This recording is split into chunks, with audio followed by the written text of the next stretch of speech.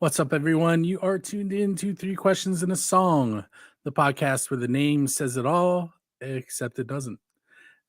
On this episode is going to be Roberto Montoya from Icons of Industry. You can find us live all over the internet currently. We're on XRP's radio, we're on Build a Scene Radio, we're on music from the 412, we're on First Angel Media. So if something happens to the feed you're on, just pop over to one of those and let's get started. Hello, sir. Hey, How are you doing? I'm doing good. Apologize for being late. I don't know how that works. Are people just waiting? So tuning out? So what I did was at about 8:45, I was like, I bet he doesn't realize that there's a time difference. So I changed the time. Gotcha. So now we're in the middle of the times. Yeah. So I became familiar with you on XRP radio. So you're in the States, but I had to go to Scotland to find out about you. Oh man. Okay.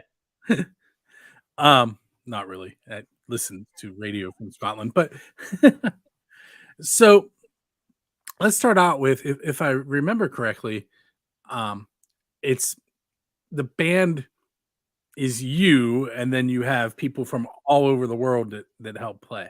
Yeah, so that's why I call it a collective instead as opposed to a band. I mean, it might be a subtle difference, but I'm trying to indicate that people kind of come and go. So musicians come in and out. I do try and work with people locally whenever I can. So I like to have like a core set of people that are local that I can get together with in the same room and then jam, but sometimes that's not possible. So yeah, I have like a network of people that I work with to put music together on recordings. So when you come up with a song, yeah, how much input do the other people in the collective have after you come together? Yeah, so I give everybody basically full creative freedom. The only restrictions that I impose is on lyrics because I think we were talking a little bit earlier. So I'm a Christian, so my lyrics are coming from that perspective. So not everything has to be about God per se, but when I'm talking about a subject, I'm talking at it through the lens of Christianity. So I have a certain perspective on the world. So my lyrics are coming from. So if people want to contribute lyrics, they just have to kind of conform to that perspective. In other words, like for example, like I won't sing a song that glorifies some like debauchery, for example. Just a simple example of something like that.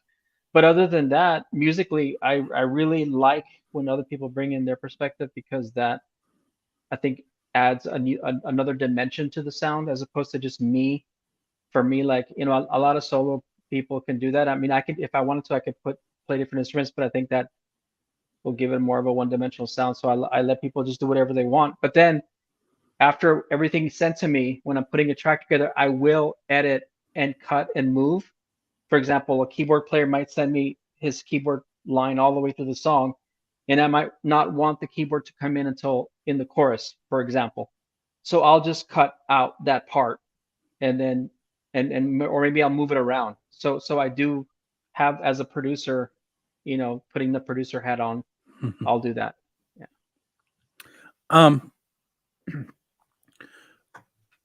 How do you mentioned your lyrics, like are they usually like based on something that happened in your life, or are they just come to you? I think it just different themes. So some of them will be about my life, typically like a kind of a testimony song. We'll talk about my experience, where I came from, where I'm at now, and how I got here. So those are the kind of things that I might talk about. Sometimes I'll have a theme that I want to, like for example, Flames of Change. That's I noticed in our advert we have the cover to that song. That's our latest single that we've just released. So that is a topical song about basically the final judgment of Babylon as reflected in the Bible, in the book of Revelation. So things like that. Sometimes the song will just be a poem. So just words that can flow, and it doesn't really have a concrete topic people can interpret in different ways. So poetic themes are also there in the music. You just made me. I did a guest on a podcast last night as a roundtable, and Jim Morrison came up, and Oh, the fact that yeah, most of his songs were poems beforehand. right. Or But like, like Kurt Cobain, like yeah, libido, my mosquito, that kind of nonsensical rhymes and stuff like that. Those are fun too. So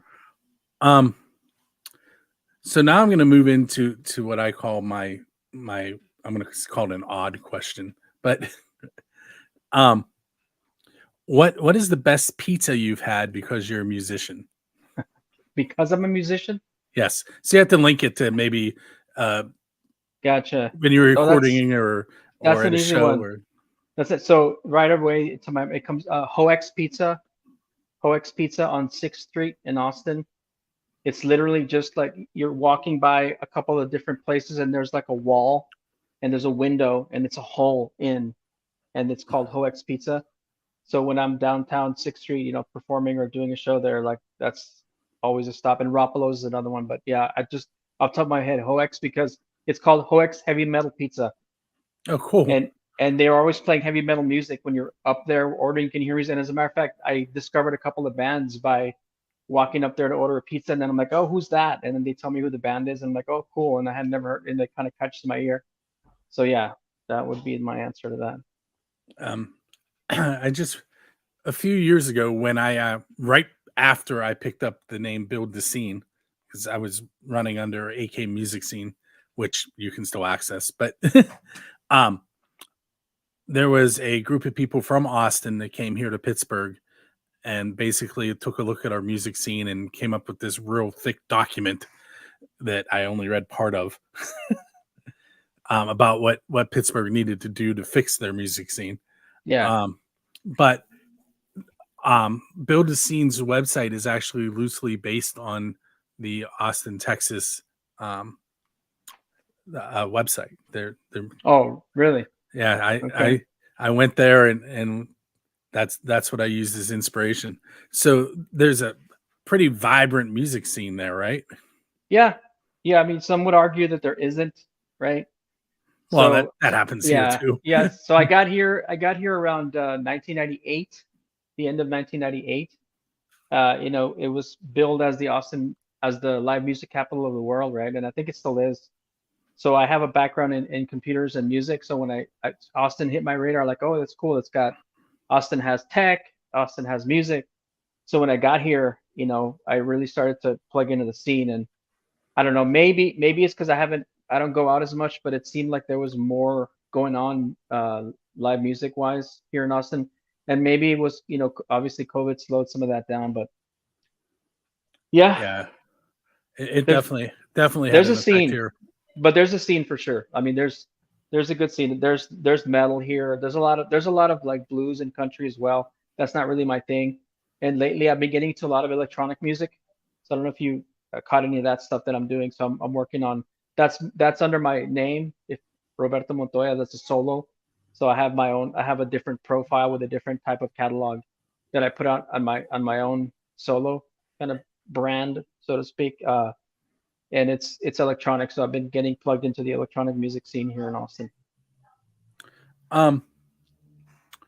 If you could sit down with any songwriter in the history of the world and write a song with them, who would you want to sit down with?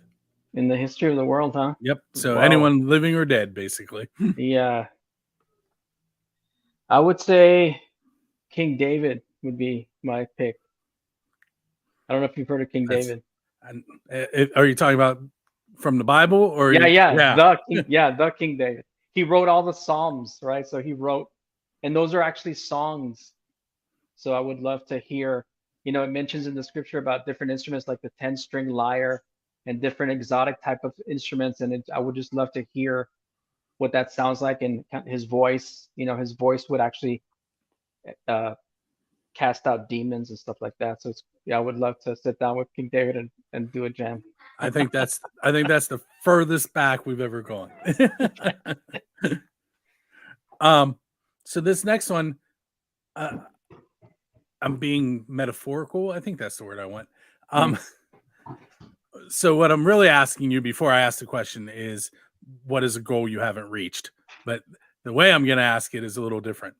Okay. So Robert Johnston in the Legends of the Blues went to the crossroads and sold his soul to the devil to become a better guitarist. Right. So if you were at that same crossroads, why would you be there? If I was at the same crossroads, why would I be there? Well, I guess at this point it would be more like a make believe, because I don't know if I would be there. You know what I'm saying? So I guess if I was in an alternate universe, like in the That's why I led with the Yeah. really it's a goal that you want to Yeah. reach. Yeah, I think yeah, it would be along the same lines, to be a better musician, to be able to go beyond the limits of where I would be at the time, in terms of skill and musical ability. So I guess I would fall back to that same type of motif.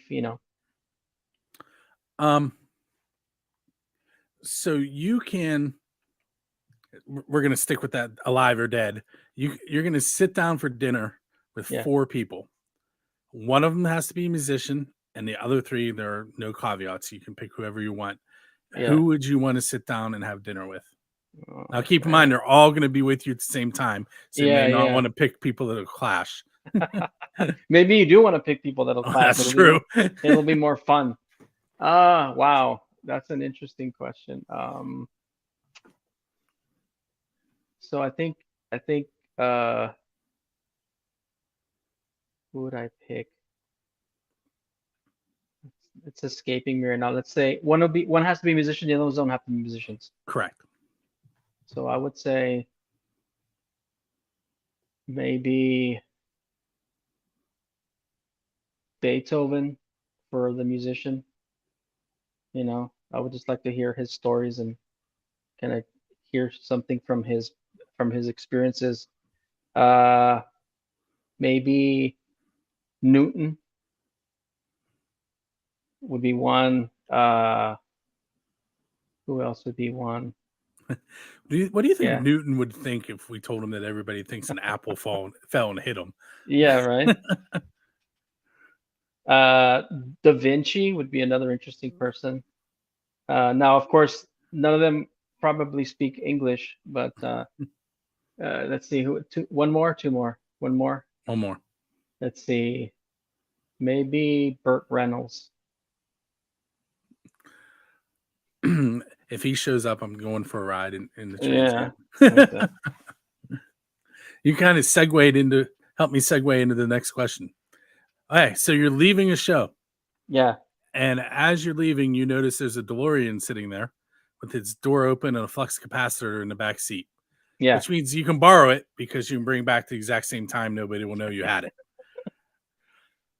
Where are you going in time, and what band are you going to hang out with while you're Wow. Well, that's interesting because I would tend to want to go in the future. So I don't know what bands would be in the future. You know what I mean? I guess I would say I'd go into the future and I'd want to see like who is the hottest band at the time, and then go see them. Why am I blanking on his names? The guitarist from the Rolling Stones. Richards? Yeah. Keith Richards. Yeah. Keith Richards. Yeah. He'll probably be there. He'll be there. I tell you what, let's take a short break and and we will listen to Flames of Change. Cool. And we will be right back. All right. I'm gonna grab a chair real quick. Okay. Want your music featured with the best of Pittsburgh's local artists? Music from the 412 is seeking bands and solo artists from Pittsburgh and beyond for our channel and exclusive shows. Simply visit musicfromthe412.com and look for our submission form under the Contact tab. Whether you're looking for an interview feature, concert promotion, or airtime for your latest song or music video, Music from the 412 has you covered. Get exposure for your music today.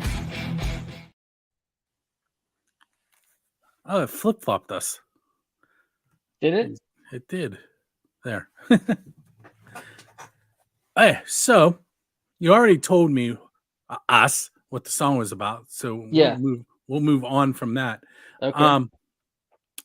If for some reason you hired me to be your bus driver on a tour, Yeah. what music would we be playing in between tour stops? What music would we be playing? I know it seems like a weird question, but really it's who influenced you. Yeah. So there's I mean influences are cool, but in the early days, it was the rock, the prog rock stuff, like Led Zeppelin, Yes, Mahavishnu Orchestra, that kind of thing, right? So like progressive rock was what I was listening to when I was younger, and then then it got into like heavier stuff like Black Sabbath, and then metal, Maiden and Ozzy, Judas Priest and all that stuff. And then after that, the grunge scene, right? The '90s stuff, Soundgarden, Nirvana was pretty cool too, but more I was mainly into like Alice in Chains and Soundgarden stuff. And then and then pretty much got into like also electronic music along the way as well. Square Pusher, Aphex Twin, bands like that, Crystal Method. That is a cool band name and a terrible band name at the same time. Yeah. So recently on both my podcasts, I've kind of been asking this question. How does it feel? Like, take me from the point where you start writing a song to when it gets released, like right before you release it. What's that feel like, knowing that you're at the end? So there's obviously a sense of satisfaction knowing that something was accomplished, right? So there's different emotions that are occurring throughout the different phases of the songwriting process, right? So when there's a lot of curiosity in the initial stage, what am I going to write about? What instruments am I going to use? So there's a lot of curiosity and digging into that. And then once you start actually laying things down and recording parts and pieces, then it becomes that's the most stressful part for me, because you're having to think and like what fits here and what goes there and all that. And then lyrics are the most difficult part for me. So that's where I can get stuck there sometimes for months, like not being able to come up with lyrics that I'm happy with. Normally as a songwriter, I normally write melody first. So I'll come up with a riff, on the guitar or the keys, normally, and then I'll come up with a melody line, a vocal melody line that goes on top of that. And then once and then I'll sing like a scratch vocal with phonetic, what I call phonetic placeholders, basically just gibberish that sounds like words that would fit that melody. Once I record that, then that's what I use all the way through till the very end. I'll even send that out to my drummer, to my bassist, to my musicians. Everybody's hearing those vocals just so they can get a sense of the melody and the phrasing. And then at the very end, I'll go back and I'll actually do the real lyrics. So by the time I'm done and I finish the final lyrics and I'm happy with them, that's when really the elation comes in. Like I feel really good and the satisfaction starts to kick in. And then after that, then again back to more stress about, okay, how am I going to release this? Promotion. That's a whole other side of things that is not a lot of fun, but and that's something that's different today than it was in like the 70s. And that brings me to Gene Simmons, who Kiss comes up a lot. I'm a Kiss fan. He says that rock is dead, and I kind of disagree with him. I just think that the music industry as he knew it is dead. Yeah. And like, could he, if he was in his 20s now, could he survive where the artist is doing all the work up front, which is really what's happening? The labels look for people that are already making money before they sign them. Yeah. Whereas before it was, they were looking for talent and they made the talent make money. Yeah, right. They cultivated the talent and they kind of developed, that's artist development, right? What was it called? artist development was the expression. So the developers, they saw the potential, and then they would groom you and cultivate you into the artist that they wanted, and then that's how it went. But I think that still exists, but it's definitely different now in this time. That's, you can record in your own home. In fact, I'm sitting in my own little studio. Yeah. Literally, it's in my living room. And there's musicians right now that have millions and millions of, sometimes billions of streams and views, and they did it all in their bedroom. Mhm. And they're not on a label. They're independent. So I think obviously the internet has really changed the game. But it's almost like I don't know if there's really a recipe or a formula you can just follow A, B, C, and then hit big. I think there's a lot of different variables that have to come together, and I think the who and all that still applies even today. If you were going to talk to yours, we're going to use that DeLorean again, but this time we're definitely going back. Going backwards, yeah. If you're going to talk to yourself when you first were a musician, what's one piece of advice that you would take back and say, hey, you need to know this? Yeah, I think from a music perspective, I would tell myself to work on other instruments. I focused so much on the guitar in my early days. That's still my primary instrument. I'm picking up other things now with, but I would tell myself to spend time on other instruments, like especially the keyboard, piano, and maybe drums. Yeah. Can you remember the point where you knew that you were going to be a musician? Like, what clicked? Well, I was a musician in band. So when I was in middle school, actually, my parents, they put me in band. So technically that was, I was a musician at that point. So that was their idea. I actually didn't like it at first. Then I started liking it because it was more of the camaraderie and the kind of hanging out with friends and like, going to do a band performance at another, going over, spending overnight and all that. So the whole scene was, I think, was more of what I got into as opposed to the music itself. But then about 16, 17 years old, I saw that my dad played guitar, and then that caught my interest in my ear. So it was like the him playing guitar, and then I started getting, like I said, into that other guitar music, really, I guess, prog rock, and that piqued my interest, and I want to start playing electric guitar. So I think it was my dad is the one who really sparked that curiosity first, because it was like a nylon string, so it was more like, it was very simple. Like, he was not a classically trained musician or anything. It was just simple strumming, simple chords, but I guess just him playing and then hearing those sounds, like, oh wow, that's really cool. I want to learn about that. What are you a gearhead by chance? Like, is there a certain piece of equipment that you can't go on stage without? No, I'm not really much of a gearhead. I'm more focused on the songwriting, and as a matter of fact, my right now I just got a it's called an Eventide H90. Some people may know it. It's an effects unit, like about that big, and it's got all the effects you can think of, delay, chorus, I mean, you name it. But before this, I had a small pedal board that had, chorus, delay, distortion, and then I had an auto wah, it's called an envelope filter, and that was it, and then my tuner. So I intentionally made that choice back, and I had that for years, like the last, I would say, 7 years, I would use that, because it forced me to focus on the songwriting as opposed to twiddling with knobs and fiddling around with different sounds, which is really fun, but you can do that for days and days and never write a song. So I made that intentional choice to do that. But now, just like I said, just recently, I'm now into exploring more of the different sounds, and I think it's because of my work with electronic music.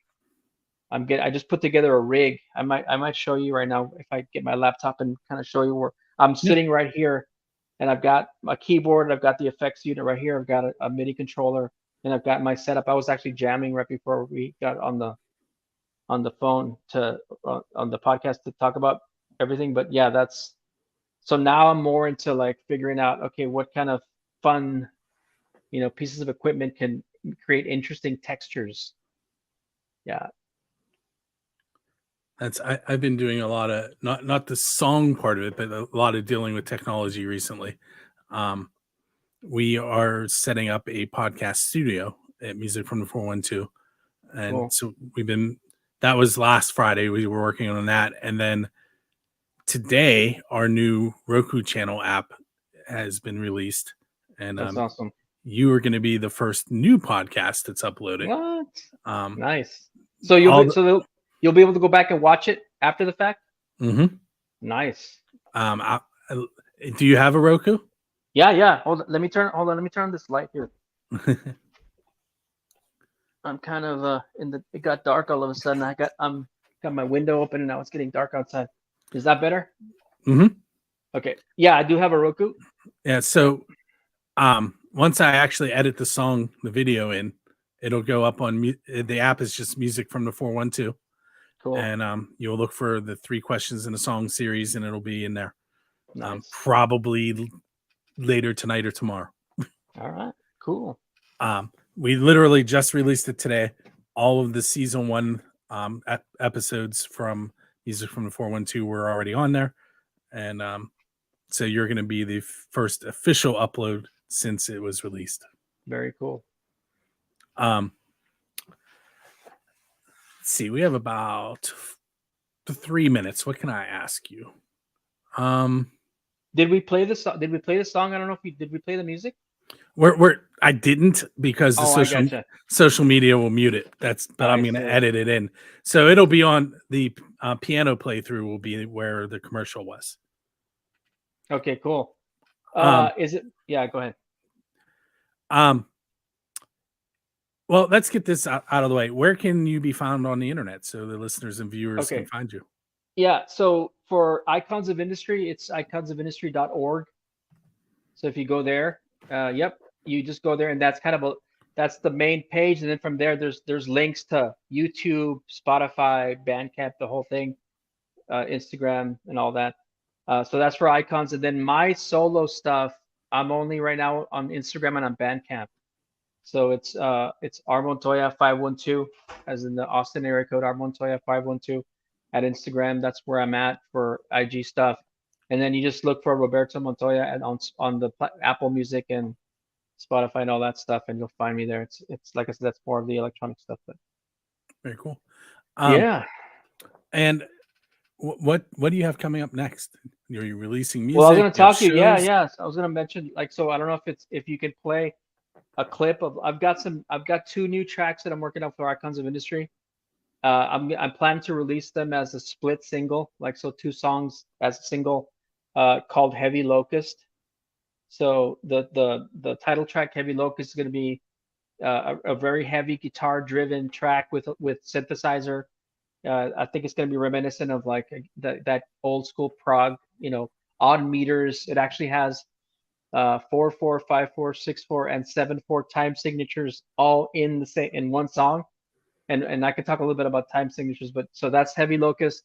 And then another one's called Eloquence, and that's more of a ballad type of track it's got mandolin and harp. There's a harpist from Austin. Her name is Sarah Hall. So she's on there. And it's got piano and stuff. So I've got those 2 tracks queued up. I'm still I'm in the lyrics phase right now. So all the instrumentation is done except for an Eloquence. Megan Burson, she plays violin for the Icons of Industry project. She actually we have a song called Cedars of Lebanon that she played violin and viola on. Awesome musician. So she's adding some violin and strings to Eloquence. But the Heavy Locust is done, and I'm in the phase where I'm writing lyrics and then recording the vocals. So all the instrumentation, like I said, is done. So I can even send you a clip if you wanted to play some of that stuff. So that's what I've got with Icons. And then with my electronic music, I just released a melodic techno EP with a techno producer from Austin named Rhys, RHYS. And we did a collab on some melodic techno. And that just dropped, and I'm working on a cassette release for that EP. So it's going to be like 10 copies, like super limited edition. It's going to have the EP on side A, and then side B is going to be a lot of like B-sides, just unreleased demos and like cool remixes of stuff that we haven't released and all that. So yeah, I still have a cassette player in my car. Actually, one minute, real quick.